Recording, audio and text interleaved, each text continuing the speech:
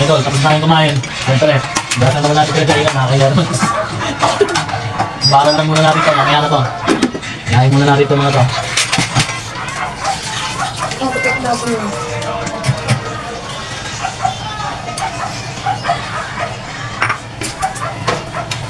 Kasi ano eh, dalawa kusina natin doon sa kabila.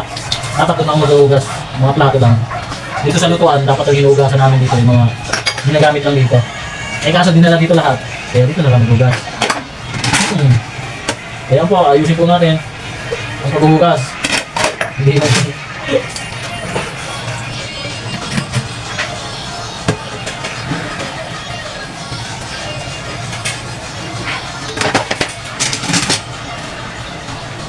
Yan pa, kung ako pa.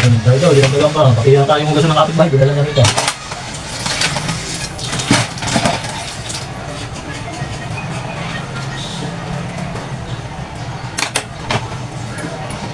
Malit lang yung ano natin, lababo, hindi na pwede maglagay ng planggana para sa banlawan.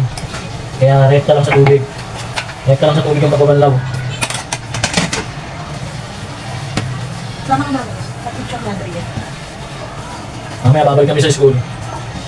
Ano, picture taking kila Adriel, plus picture, tsaka para sa ID.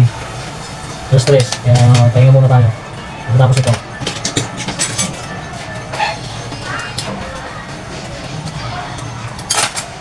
Baka may nangangailangan ng dishwasher, nakaganyan lang po ako. Message lang ako sa messenger ko, sa Facebook.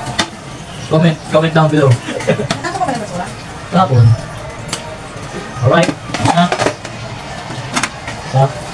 Mga kawali maya yan kasi. Oo, yan. Wait lang, hawa kami muna. Yan natin nilalagay yung pinagbanlawan. Oo, sabihin mo yan. May hugasan pa yan.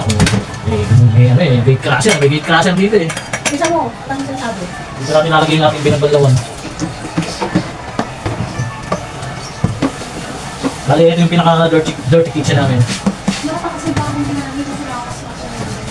Ano mo na Alright. So, mga kailangan ng dishwasher, baka magustuhan nyo yung aking mag-uugas.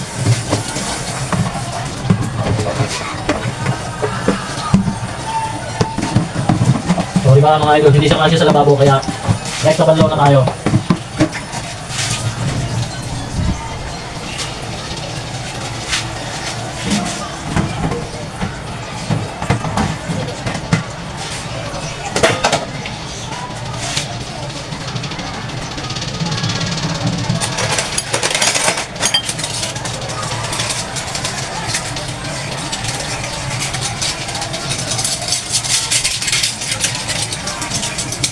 Wala mga idol, dahil kabanlaw.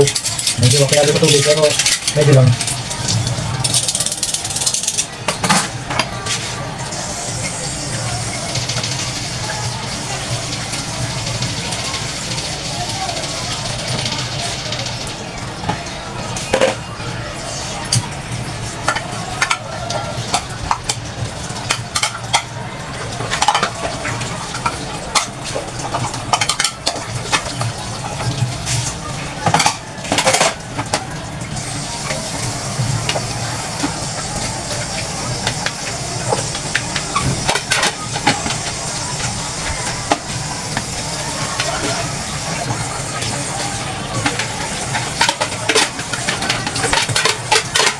Alright, ano lang mga idol.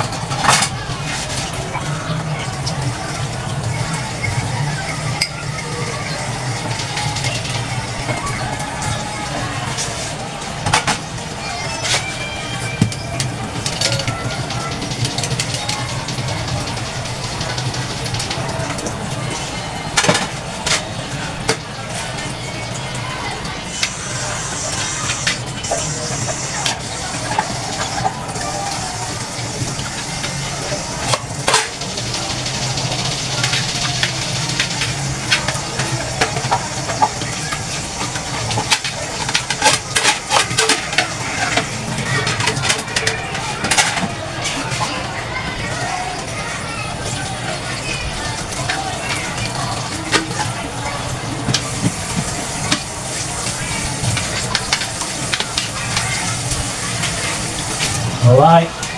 Tapos, linisin natin ito. Tapos sa basurahan.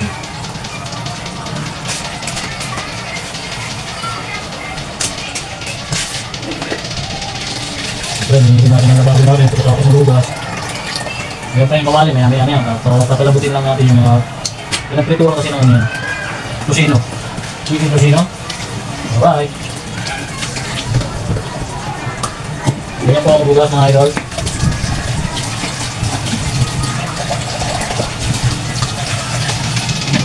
Tapos na. Ganyan na yung nasa kawali.